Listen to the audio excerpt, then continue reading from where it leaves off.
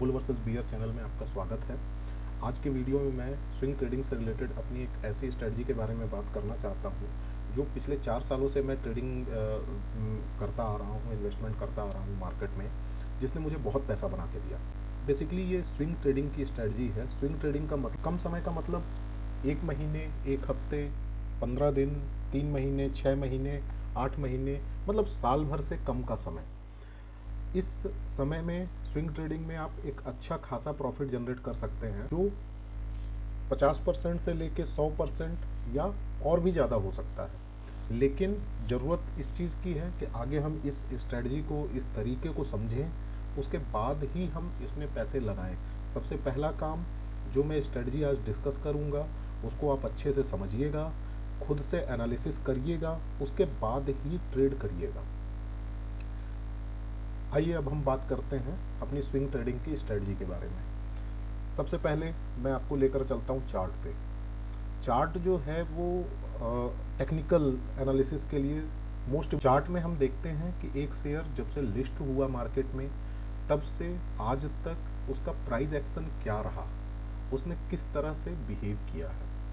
अब मैं बात करता हूँ अपनी स्ट्रेटजी के बारे में। मैं आपको सबसे पहले एग्जांपल देकर के समझाऊंगा कि कैसे एक शेयर एक लेवल को, अपने एक रेजिस्टेंस को तोड़ करके उससे ऊपर निकलता है तो वो किस तरह से रिटर्न देता है। आइए हम सबसे पहले देखते हैं। मेरा एक सबसे अच्छा इन्वेस्टमेंट था LTTS के ऊपर, जिसके बारे में मैं आज आपको बताता हूँ। ये देखिए, ये है LTTS शेयर का चार्ट। सबसे पहला काम हम ये करेंगे कि इस चार्ट को हम मंथली टाइम फ्रेम में रखेंगे। मंथली टाइम फ्रेम मतलब एक कैंडल 1 महीने की। ये मंथली टाइम फ्रेम का चार्ट लगा हुआ है। ये डे कैंडल होती है, मतलब ये जो कैंडल आपको दिख रही हैं ये एक दिन को एक कैंडल रिप्रेजेंट कर रही है।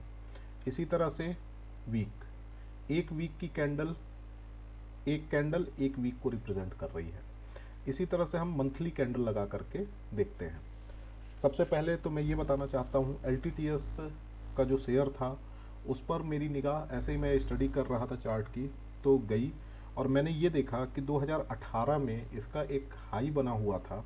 वो हाई था 1855 रुपये का, जिसको इसने कई बार इस प्राइस पे आकर के रेजिस्टेंस लिया और वो वहाँ से नीचे आ जाता था।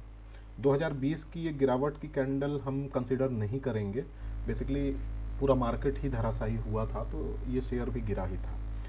लेकिन 2020 के बाद जब ये दोबारा मार्केट ऊपर उठने लगा, ये शेयर भी ऊपर जा रहा था और दिसंबर में, 2020 के दिसंबर में मैंने देखा कि ये 1855 के ऊपर क्लोज किया। एक दिन इसमें बहुत बड़ा ब्रेकआउट आया। चलिए मैं उस कैंडल पर लेकर चलता हूँ आपको। डे कैंडल हम लगा लेते हैं और 2020 के दिसंबर महीने का चार्ट हम खोलते हैं। ये देखिए,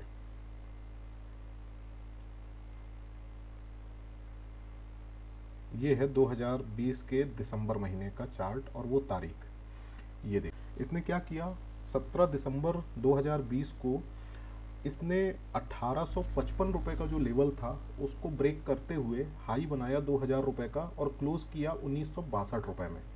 अब यहाँ पर मेरी जो स्ट्रेटजी है, जिसके आधार पर मैं शॉर्ट टर्म ट्रेडिंग करता हूँ या स्विंग ट्रेडिंग करता हूँ, वो मैं बताता हूँ आपको। इसने एक लाइफ टाइम हाई अपना बनाया था। अब हम मंथली चार्ट देखते हैं। इसने एक लाइफ टाइम हाई अपना बनाया था 2018 में।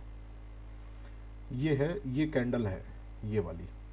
इस कैंडल पे इसने लाइफ टाइम, जो कि मैंने बनाई भी थी 1980 रुपये के रेट से, 1980 रुपये में मेरी खरीदी हुई थी और मैंने इसका स्टॉप लॉस, सबसे बड़ी चीज़ होती है स्टॉप लॉस, कि अगर शेयर का प्राइस नीचे गिरने लगता है, जिस प्राइस पे आपने खरीद रखा है उससे नीचे आने लगता है, तो हमको कहाँ निकलना है। असल में जो नए लोग होते हैं, जो नए इन्वेस्टर, नए ट्रेडर लोग होते हैं, इनको आइडिया नहीं होता है कि हम स्टॉप लॉस कहाँ रखें। कभी कभी क्या होता है, ये ऐसी जगह निकल जाते हैं जहाँ पर उस शेयर का सपोर्ट था और वो अपने सपोर्ट को टच करने जाता है और उसके बाद दोबारा ब्रेकआउट देता है। तो सबसे ज़्यादा ज़रूरी होता है ट्रेडिंग या इन्वेस्टमेंट में स्टॉप लॉस, कि आपको स्टॉप लॉस कहाँ रखना चाहिए। तो मैं वीकली कैंडल लगा लेता हूँ। वीकली कैंडल में मुझे उस वीक में, जिस वीक में इसने उसके जस्ट पहले के वीक की जो कैंडल है उसका लो हमारा स्टॉप लॉस होता है। इस स्टॉप लॉस को, जैसे अब 1980 रुपये में मैंने इसे बाई किया और मेरा स्टॉप लॉस यहाँ पर बनता है 1800 रुपये का रेट। 1800 रुपये से अगर ये नीचे आ जाता है मेरी बाइंग के बाद, तो मैं निकल जाऊँगा इससे। जो भी लॉस मुझे होगा वो मुझे सहन करना पड़ेगा। अब हम इसका टारगेट कैसे फिक्स करते हैं। देखिए, कोई शेयर बहुत लंबे समय के बाद ब्रेकआउट देता है तो उसका टारगेट उतना ही बड़ा बनता है। जैसे अगर कोई शेयर 10 साल बाद ब्रेकआउट दे रहा है तो 10 साल बाद, 8 साल बाद, 12 साल बाद, तो ऐसे शेयर का हम टारगेट जस्ट डबल रखते हैं। जो भी उसका प्राइस है उसका डबल रखते हैं। लेकिन यही अगर शॉर्ट टर्म में कोई हाई उसने बना रखा है, अपना लाइफ टाइम हाई, और वो ब्रेकआउट देता है, तो उस हिसाब से हमारा जो टारगेट है वो रिड्यूस हो जाता है। जैसे कि मैं इसमें केवल 50% का टारगेट लेकर के चला था, क्योंकि ये 2018 के बाद अभी जा कर के, मतलब 2020 में, तो उस हिसाब से 1855 रुपये का आधा, मतलब 925 रुपये के लगभग, 925 रुपये प्लस कर देते हैं हम 1855 से, वही हमारा टारगेट होगा। अब मैं दूसरे स्टॉक के बारे में बात करता हूँ, मैन इंफ्रा। ये देखिए, मैन इंफ्रा का जो स्टॉक था वो मैंने अभी 2021 में सितंबर में लिया था। ये स्टॉक अभी स्प्लिट हुआ है, स्प्लिट नहीं, बोनस हुआ है। बोनस में अभी इसका प्राइस जो है वो एडजस्ट हो करके यहाँ पर चल रहा है, लेकिन बोनस से पहले इस शेयर का प्राइस जो इसका हाई था वो लगभग 84 रुपीज़ के आसपास था, लाइफ टाइम हाई। अब हम यहाँ पर आते हैं मंथली कैंडल पर। अब ये देखिए, 2010 से इसका चार्ट है। ये जो कैंडल है, ये वाली पहली कैंडल, ये 2010 की है, जिसका हाई है 54 रुपये 55 पैसे आफ्टर बोनस। वैसे इसका हाई था 84 रुपीज़ के लगभग। तो अभी आफ्टर बोनस जब ये 54 रुपये 55 पैसे का इसका हाई दिखा रहा है चार्ट में, तो हमारी जो स्ट्रेटजी है उसके आधार पे इसको 54 रुपये 55 पैसे के ऊपर क्लोज करना पड़ेगा। अब देखिए, पहले से अगर आप पोजीशन बनाते हैं तो एक रिस्क भी होता है। अब अगर कोई यहाँ पर, मतलब 2010 के अक्टूबर की इस कैंडल को आप देखेंगे और इसमें आप पहले से ही पोजीशन बनाने लगेंगे, तो ये देखिए फॉल। इसी तरह से ये 2018 की जनवरी में इसने एक ब्रेकआउट देने की कोशिश की और वो ब्रेकआउट फेल हो गया। क्यों? क्योंकि उसके ऊपर इसने क्लोज नहीं किया है, ना ही निकला है, इस प्राइस को टच भी नहीं किया है उसने। मतलब 54 रुपये 55 पैसे का प्राइस मैन इंफ्रा ने टच ही नहीं किया 2017 के दिसंबर में, और ये ब्रेकआउट यहाँ से फेल हो गया। यहाँ पर कई लोग गलती क्या करते हैं कि वो पहले से स्टॉक के प्राइस एक्शन को बिना समझे ट्रेड कर देते हैं, मतलब पोजीशन ले लेते हैं, और यहीं पे वो फेल हो जाते हैं। खैर, इस बार मैंने भी एक गलती की थी, पोजीशन मैंने काफ़ी पहले बना ली थी, पर मैंने प्राइस एक्शन को समझा था, वॉल्यूम को समझा था। ये देखिए नीचे जो वॉल्यूम आ रहे हैं, अब ये देखिए यहाँ पर आप वॉल्यूम देखेंगे तो एक सिंगल कैंडल का यही एक वॉल्यूम है, बाकी वॉल्यूम नहीं है। और इसमें कंटिन्यूसली यहाँ पर वॉल्यूम आ रहे हैं 2020 के अगस्त से। तो ये समझ में आ गया था कि यहाँ पर एक ब्रेकआउट होने वाला है, कुछ पक रहा है। अब देखिए इसने क्या किया, लाइफ टाइम हाई को क्रॉस किया। अब हम डे कैंडल पर आ जाते हैं। इसने लाइफ टाइम हाई क्रॉस किया था सितंबर के ही महीने में। ये देखिए डे कैंडल में अब हम, ये सितंबर का महीना है, सितंबर के महीने में इसने 14 सितंबर को लाइफ टाइम हाई क्रॉस किया था 54 रुपये 55 पैसे का। अब हमारी जो थ्योरी है स्टॉप लॉस की, उस थ्योरी के अकॉर्डिंग या रूल के अकॉर्डिंग हम स्टॉप लॉस कहाँ रखेंगे, जस्ट हम जिस हफ्ते के कैंडल पे या जिस दिन की कैंडल ब्रेकआउट की दिखती है, हम उसको तुरंत वीकली कैंडल पर कन्वर्ट कर लेंगे और उसके जस्ट पहले हफ्ते की कैंडल का लो हमारा स्टॉप लॉस होगा। तो हमारा स्टॉप लॉस क्या बनेगा, हमारा स्टॉप लॉस बनेगा 45 रुपीज़ का। 45 रुपये के नीचे अगर ये स्टॉक निकलता है तो हमको वहाँ पर अपनी पोजीशन कट कर लेनी है, लॉस। अब ये देखिए, इसने हमारा स्टॉप लॉस हिट नहीं किया, ये हमारे टारगेट की तरफ बढ़ा।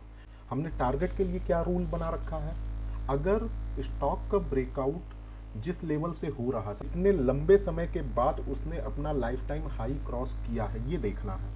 तो ये लगभग 10 साल हो गए। 10 साल का मतलब है कि ये स्टॉक, मेरी जो थ्योरी है, मेरा जो टारगेट प्रेडिक्शन है, वो जस्ट डबल होता है जब इतने बड़े टाइम फ्रेम में ब्रेकआउट होता है।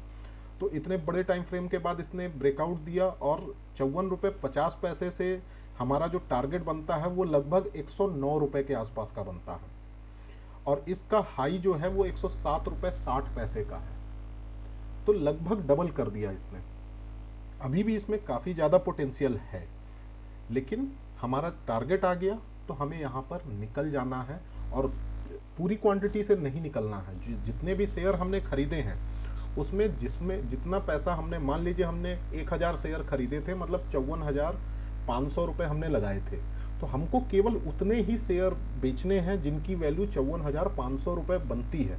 हमें पूरे शेयर नहीं बेचने, हमें अपने प्रॉफिट के शेयर बचा के रखने हैं। क्या पता ये आने वाले समय में 10,000 रुपये चला जाए, 50,000 रुपये चला जाए, तो हम अपना पैसा निकाल चुके, मतलब हमारी टेंशन ख़त्म। अब शेयर की मर्जी है, वो हमको करोड़पति बना दे, अरबपति बना दे, जैसा बनाना है वो बना दे, रोडपति तो नहीं बनाएगा, क्योंकि हमने अपना पैसा निकाल लिया है। अब आप लोग कहेंगे कि ये तो पुरानी बातें हो गई कि हाँ हमने इस लेवल पर ख़रीद लिया था, अब ये डबल हो गया, अब ये ट्रिपल हो गया। आप कुछ ऐसा शेयर बताएं जिनमें ऐसा पोटेंशियल नज़र आ रहा है, जो इस रूल के अकॉर्डिंग फिट बैठ रहे हैं। तो अब मैं उन पे बात करता हूँ। आपको अभी मैंने अपने ही चैनल में एक वीडियो अपलोड किया था मल्टी बैगर स्टॉक को लेकर के, HBL पावर पर, HBL पावर सिस्टम्स। अब ये देखिए, इसमें इसका हम मंथली चार्ट लगाए हैं। मंथली टाइम फ्रेम का जो चार्ट है वो ये कह रहा है कि इसका जो ब्रेकआउट है वो होगा 76 रुपये 50 पैसे के ऊपर। 76 रुपये 50 पैसे के ऊपर ये स्टॉक निकलेगा। तो देखिए 2018 के बाद निकल रहा है, लगभग 50%, मतलब 35 रुपये की मूवमेंट इसमें बहुत। और इसका जो स्टॉप लॉस बनेगा, जिस कैंडल में ये ब्रेकआउट देगा, आप उसकी जस्ट एक हफ्ते पहले की कैंडल का लो का स्टॉप लॉस लगा देंगे। अब बात करते हैं, मैंने पोजीशन इसमें थोड़ा पहले बना ली है, इसलिए क्योंकि मुझे प्राइस एक्शन में ये काफ़ी अच्छा लगा, वॉल्यूम भी अच्छे क्रिएट हुए, इस वजह से मैंने इसे थोड़े से पहले ख़रीदा है, लगभग 51 रुपये के आसपास। मैं स्क्रीनशॉट लगा दूंगा इसका। एक शेयर और है जो काफ़ी लंबे समय का एक ब्रेकआउट दे रहा है, उसको हम लोग देखते हैं, लाओपाला। अब देखिए लाओपाला 2017 में इसका जो हाई था वो लगभग 334 रुपये था। उसके बाद इसने 2018 की जनवरी में 372 रुपये का हाई मारा था। उसके बाद 2018 जनवरी में ये 372 रुपये के हाई तक गया था।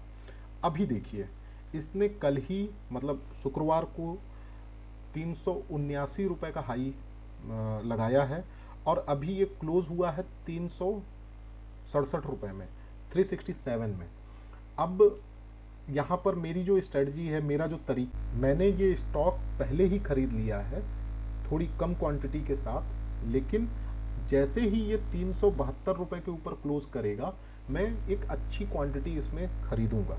मैंने इसे 347 रुपये में ख़रीदा है, और 372 रुपये के ऊपर की क्लोजिंग में मैं इसमें फुल क्वांटिटी खरीदूंगा। अब देखिए ये सेम उसी थ्योरी पे काम कर रहा है। ये देखिए मैं आपको दिखा रहा हूँ, ये बन गया इसका रेजिस्टेंस, या कह लीजिए लाइफ टाइम हाई के ऊपर हमने एक लाइन खींच दी। अब इस लाइन के अकॉर्डिंग जैसे ही ये इस लाइन के ऊपर क्लोज करेगा, ये जो भरी हुई ग्रीन कैंडल है ये इसके ऊपर आ जाएगी, तब हम इसकी पोजीशन लेंगे। इसमें मिनिमम 50% का रिटर्न मैं 6 से 8 महीने में एक्सपेक्ट करता हूँ। 50% का रिटर्न का मतलब हुआ 372 रुपये का जो प्राइस है वो लगभग 180-185 रुपये के आसपास का टारगेट इसमें रहेगा। मतलब 372 रुपये प्लस 185 रुपये वो आपका टारगेट बनेगा। मैं अपना टारगेट अपने जिन से, और इसका स्टॉप लॉस सेम चीज़, जस्ट पहले वीक की कैंडल, जिस वीक के कैंडल पे ये ब्रेकआउट। आइए एक और स्टॉक के बारे में बात करते हैं, PGEL। PGEL जो स्टॉक है, PG इलेक्ट्रोप्लास्ट लिमिटेड। अब इसका मैंने मंथली चार्ट लगा रखा है। अब हम इसको शुरू से देखते हैं। इसका जो लाइफ टाइम हाई था वो कितना था, 537 रुपये का दिख रहा है। ये सितंबर 2011 में इसका लाइफ टाइम हाई बना था। उसके बाद इसने दो बार प्रयास किया, लेकिन ये ऊपर नहीं निकल पाया। ये अभी अगर देखा जाए तो मंथली कैंडल के हिसाब से इसने अभी तो ब्रेकआउट जो दिया था वो दिया है इसी जो रनिंग कैंडल चल रही है इसमें, लेकिन हम अब इसकी डे कैंडल पे आते हैं। डे कैंडल पर इसने ब्रेकआउट दे दिया था 11 अक्टूबर को। हाँ, ये देखिए, ये 11 अक्टूबर को इसने ब्रेकआउट दे दिया था। अब बात आती है कि जब 11 अक्टूबर को इसने ब्रेकआउट दिया तो उसके बाद ये काफ़ी तेज़ी से नीचे भी आया। ये देखिए, ये सबसे सटीक एग्जांपल है मेरी स्ट्रेटजी का। ये बहुत तेज़ी से नीचे भी आया। अब लोग यहाँ पर डर जाएंगे, यहाँ पर कई लोग स्टॉप लॉस लेकर के निकल गए होंगे जिनको ये लगता है कि ज़्यादा घाटा हो रहा है, लेकिन एक जो स्टॉप लॉस का रूल है उस रूल के अकॉर्डिंग हमको अभी रुकना पड़ेगा इसमें। अब मैं इसमें वीकली कैंडल लगाता हूँ। ये देखिए, वीकली कैंडल के हिसाब से ये है 12 अक्टूबर वाली वीक की कैंडल। इस कैंडल में इसने हमको पोजीशन दिलवा दी। क्यों? क्योंकि 537 रुपये से ऊपर क्लोज हो गया। लेकिन हमारा स्टॉप लॉस कहाँ लगेगा? जस्ट एक हफ्ते पहले की कैंडल पर। मतलब ये वाली जो कैंडल है, ये इस कैंडल के लो का, इस कैंडल की लो का स्टॉप लॉस हमारा होगा लगभग 397 रुपये का। 397 रुपये का हमने यहाँ पर स्टॉप लॉस लगा लिया। अब इसका टारगेट, तो इसका टारगेट कैसे बनेगा? ये देखिए, ये स्टॉक लगभग 10 साल पहले का ब्रेकआउट दे रहा है। मतलब 10 साल पहले इसका जो हाई था उसको आज ये क्रॉस कर रहा है।